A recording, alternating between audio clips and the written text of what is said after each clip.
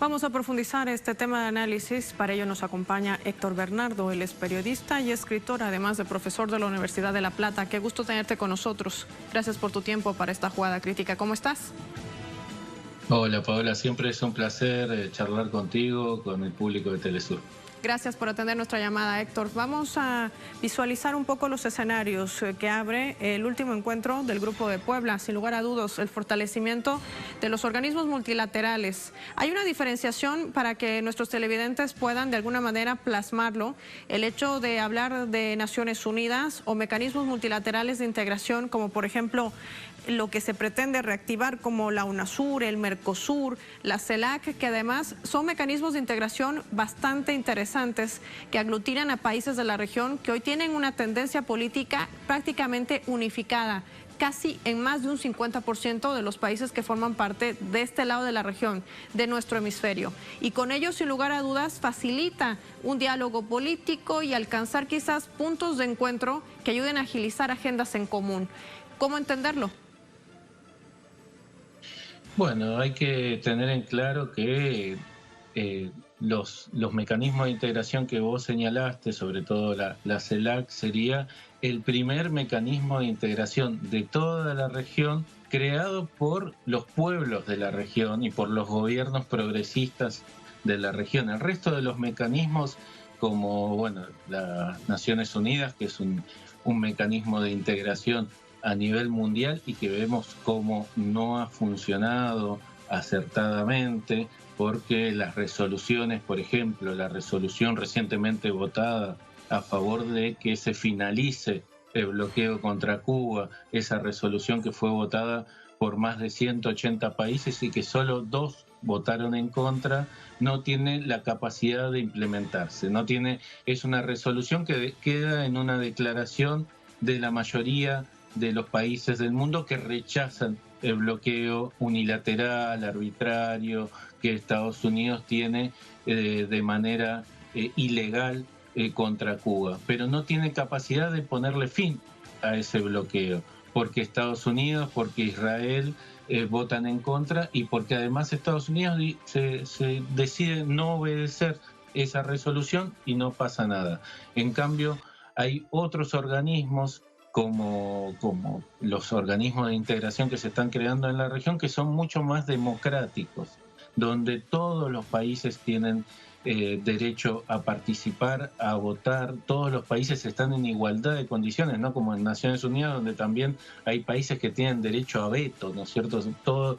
La mayoría de los países pueden votar algo, pero después esos pocos países que tienen derecho a veto vetan esa resolución y no pasa nada. En el caso de los espacios de integración que se están formando o que se han creado en la región, también sabemos que la OEA es un espacio de integración que tampoco fue creado, ni propuesto, ni estructurado a imagen y semejanza de los pueblos de la región, de los intereses de los pueblos de la región, porque es un instrumento que, como muchas veces se lo señaló, no deja de ser un ministerio de colonia de Estados Unidos, y más cuando en ese ministerio de colonias hay personajes tan nefastos como el secretario general de ese organismo, Luis Almagro, que se ha dedicado a llevar adelante la política injerencista de Estados Unidos desde la OEA y atacar sistemáticamente a los procesos populares de la región, en especial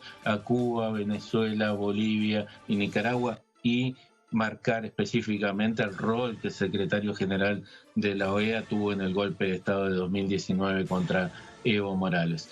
Todos estos otros espacios como UNASUR, Mercosur, como la propia CELAC, sí tienen un carácter mucho más democrático, mucho más autóctono, mucho más de representación de los pueblos y de los intereses de nuestros pueblos, pero falta profundizarlo, falta terminar de estructurarlo. Muchos de ellos fueron atacados y desmembrados en esta corta oleada neoliberal que hubo entre el primer proceso progresista de este siglo y esta segunda etapa del progresismo en la región. Pero en ese breve lapso, en ese breve paréntesis de gobiernos neoliberales en la región, se desestructuró la UNASUR, se desestructuró el Mercosur, se abandonó por muchos gobiernos, abandonaron, por lo menos en lo concreto, tal vez no en lo formal, pero sí en las acciones concretas, abandonaron la CELAC y fueron dejando inactivos esos espacios y crearon espacios injerencistas como el Grupo de Lima, que se dedicó a atacar a Venezuela porque era el único fin que tenía ese grupo, ¿no? El Grupo de Lima lo que tenía como fin y como intención era ser un alfil de Estados Unidos para atacar a Venezuela. Bueno, vemos como todos estos otros espacios sí tienen mucho que darle a la región, pero todavía sí hay mucho camino para recorrer. A propósito de esto, el extinto Grupo de Lima, diríamos aquí, sin lugar a dudas, tras la victoria de Pedro Castillo en el Perú, y con esta reconfiguración del mapa político, con el surgimiento de cambio de visión política en países como la Argentina, con Alberto Fernández derrotando al macrismo, Bolivia que recupera la democracia con un Luis Arce, derrotando también la dictadura instaurada durante más de un año, que ha dejado inclusive la pérdida de vida de 37 personas, que aún son hechos que no han tenido una sentencia y que aún están en la impunidad. Pero también hay un cambio en el Brasil con un Lula que ha salido victorioso y que también plasma dentro de sus compromisos no solamente su incorporación a la CELAC, sino también un cambio en su agenda ambiental. Gustavo Petro en Colombia proponiendo una paz total a la cual también se suma el resto de la región y restableciendo relaciones con Venezuela. Y aquí me quiero detener. Hay una petición formal de expresidentes, exlíderes y también personalidades que le están pidiendo a Venezuela que juegue un papel fundamental para la reactivación de la UNASUR. Estamos en el momento preciso, será el momento oportuno. ¿Es la mejor alternativa en este momento, dada la coyuntura internacional, una reactivación de la UNASUR? ¿Y qué papel va a jugar Venezuela? El papel de Venezuela va a ser fundamental en ese intento de reactivación de la UNASUR y también en la reactivación de otros espacios como el que mencionaba hoy, como la CELAC, ¿no es cierto? Y hay que ver si ahora con el regreso de Luis Ignacio Lula da Silva a la presidencia de Brasil, también Venezuela vuelve a integrar de manera plena el Mercosur, ¿no es cierto?, que fue suspendida Venezuela del Mercosur por una decisión totalmente arbitraria de los gobiernos de derecha que estaban en ese momento en Brasil y en Argentina. Pero bueno, Venezuela ha sido clave en la construcción de todo la andanada progresista que estuvo a principios de este siglo, con el rol de Chávez, digamos, ahí siendo el motor impulsor de esa unidad latinoamericana, a las que después se sumaron porque cronológicamente después llegaron a los gobiernos Luis Ignacio Lula da Silva, Néstor Kirchner, Evo Morales. Ellos realmente cumplieron un rol fundamental en esta estructura de construir nuevamente esta unidad latinoamericana, esta construcción de esta unidad latinoamericana tan fundamental. Pero Venezuela jugó un rol clave. Y la UNASUR es un organismo realmente que ha demostrado que ya tiene una estructura institucional como para poder nuevamente impulsar esa unidad, que es la estructura institucional que no tiene la CELAC. Hoy por hoy la CELAC, que es un organismo, un espacio de encuentro de presidentes, de ministros, no tiene una estructura institucional definida, no tiene una carta orgánica, no tiene un lugar de funcionamiento, no tiene un secretario general. La presidencia va rotando por los distintos gobiernos, y realmente sería necesario institucionalizar la CELAC.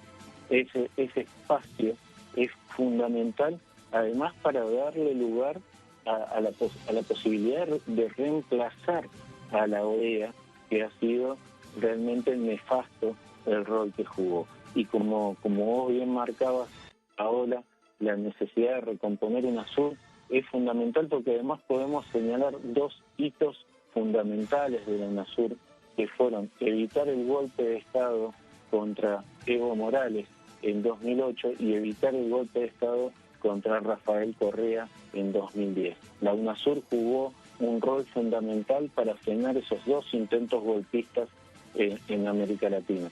Y no es casualidad que por ello haya sido tan atacada por los gobiernos de derecha de la región, entre ellos el gobierno de Mauricio Macri, que directamente fue de lleno a desmembrar la UNASUR.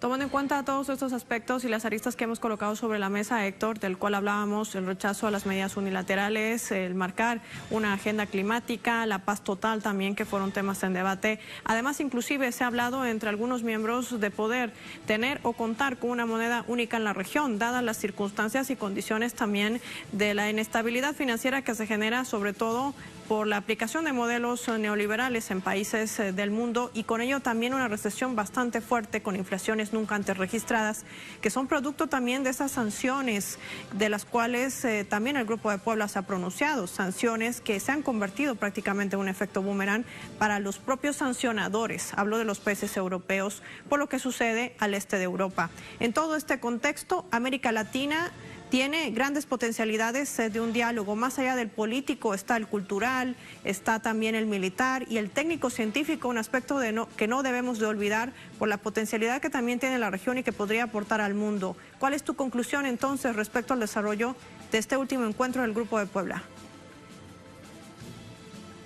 Bueno, el desarrollo de este encuentro del Grupo de Puebla ha sido muy auspicioso en aquellas propuestas que fueron surgiendo, como vos bien señalabas, que tienen que ver, entre otras cosas, con tener una moneda única para toda la región, que nos saque de esa dependencia del dólar, porque la dependencia del dólar nos ha condicionado históricamente a todos y los países de la región, a veces en distintas etapas, pero siempre ha tenido una influencia nefasta para la región. La necesidad de unificar criterios, la necesidad de unificar proyectos políticos.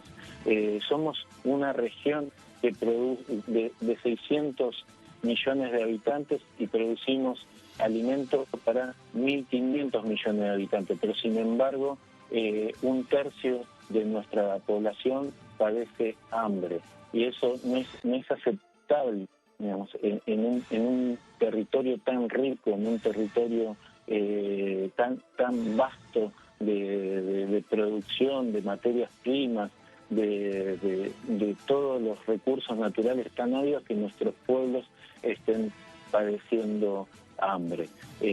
Somos un territorio donde tenemos agua potable, donde tenemos litio, donde tenemos petróleo, donde tenemos alimento y sin embargo una gran parte de nuestros pueblos son pobres, y entre otras cosas tienen que ver con esta dependencia de las políticas norteamericanas y en algunos casos, como vos bien señalabas, Paola, en algunos casos particulares, con la agresión unilateral y casi de carácter mafioso que utiliza Estados Unidos para sancionar de manera arbitraria y bloquear de manera arbitraria a países como Cuba o Venezuela.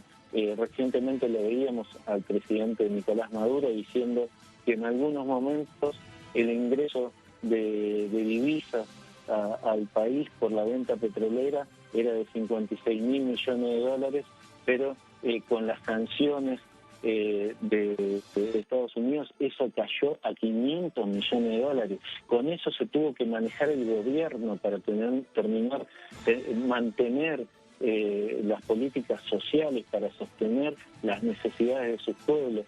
Eso se trata de una política criminal de Estados Unidos, de una política que en época de pandemia es una política de lesa humanidad, realmente atacando, asfixiando a los pueblos para tratar de forzar así un cambio de gobierno e imponer un régimen que le responda a los intereses del imperio y que le permita saquear todos esos recursos de los que hablaba hoy. Realmente es inaceptable que eso se siga sosteniendo en el tiempo. Somos realmente unidos, somos un bloque, una gran potencia que tiene muchísimo para hacer, muchísimo. De ahí nace justamente... Sí, de ahí nace justamente, Héctor, el rechazo que hace el Grupo de Puebla en este último encuentro. Quiero agradecerte, no tengo más tiempo para seguir conversando contigo, el compromiso de contactarte nuevamente para un nuevo programa donde abordaremos y por supuesto estaremos desglosando más allá de lo que es el Grupo de Puebla, que se convierte hoy en día en un referente de debate político, trazando una nueva hoja de ruta y diseñando, por supuesto, un aspecto fundamental en nuevos tiempos de integración, el apoyo al multilateralismo. Gracias por tu tiempo para Telesur. Por favor, sí, es un placer. Así finaliza el programa, cerramos por ello nuestro tablero geopolítico. Soy Paola Pérez Será, hasta un próximo encuentro.